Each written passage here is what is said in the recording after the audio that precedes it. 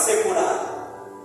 Veja bem, qual o propósito de Cristo ter vindo, ter se tornado homem, porque ele era Espírito, ter deixado o trono do Pai, ao lado do Pai, ter se feito homem como homem.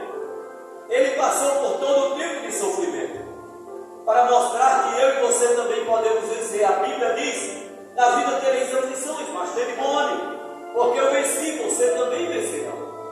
Então nós podemos vencer.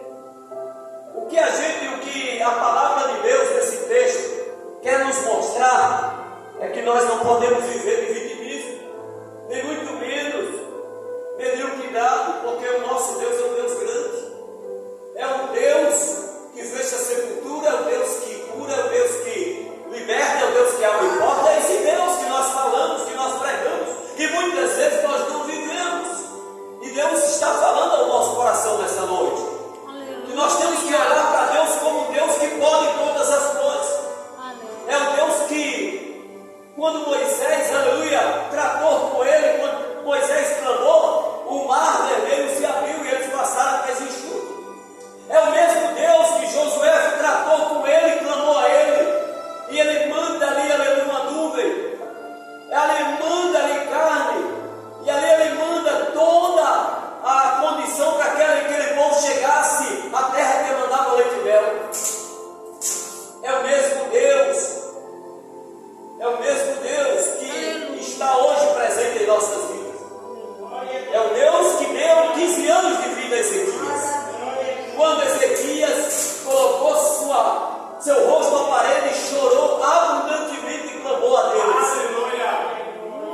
É o Deus que muda a história, muda o quadro. É o Deus que se compadece. E foi assim quando Jesus agora sai do templo, sai do meio daquela festa e vai ter com este paralítico que há 38 anos estava naquela situação. 38 anos ele estava ali, sofrendo. E a Bíblia vai dizer, no versículo de número 2, que ali, número 3, que jazia ali uma multidão de enfermos.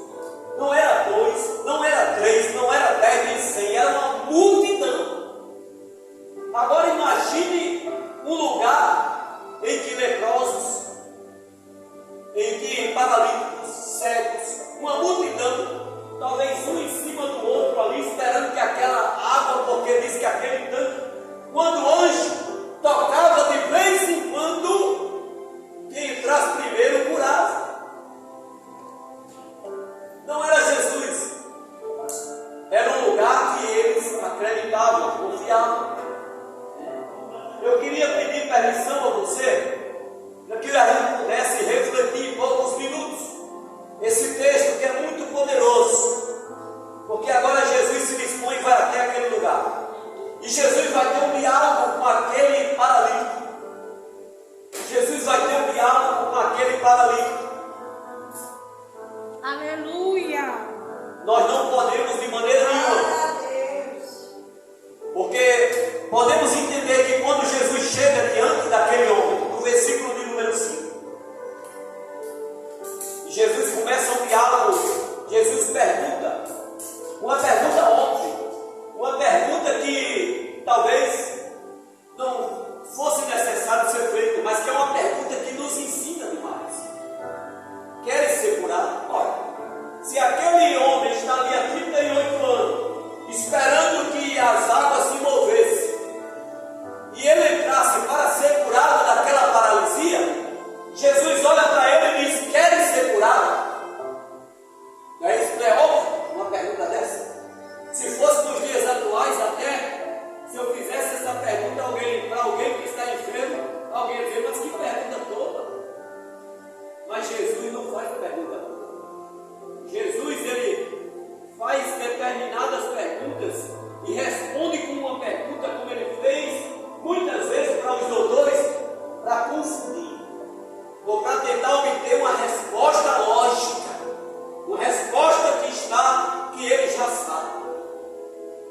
E quando Jesus faz essa pergunta,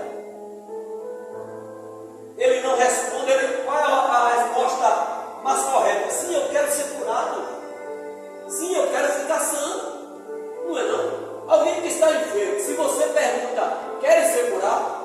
O que é que ele vai te responder? Sim, eu quero ficar curado, não? Eu quero ficar bem, eu estou com determinada enfermidade, eu quero ficar bem. Mas ele não precisa. Ele não precisa. Ele usou de frustrações, decepções que ele tinha guardado durante todo esse tempo. Veja bem que ele diz assim: Senhor, não tem ninguém, eu não tenho ninguém, Senhor.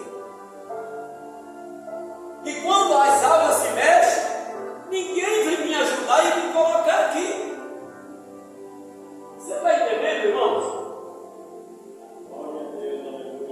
Era a pergunta que ele não deveria ter respondido dessa forma.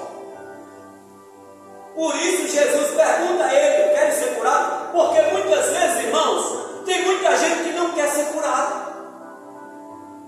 Mas que conversa é essa, pastor? É verdade. Tem uma história de um homem que esmolava de frente de um supermercado por muito tempo. E ele esmolava todos os dias, né? E alguém perguntou a ele: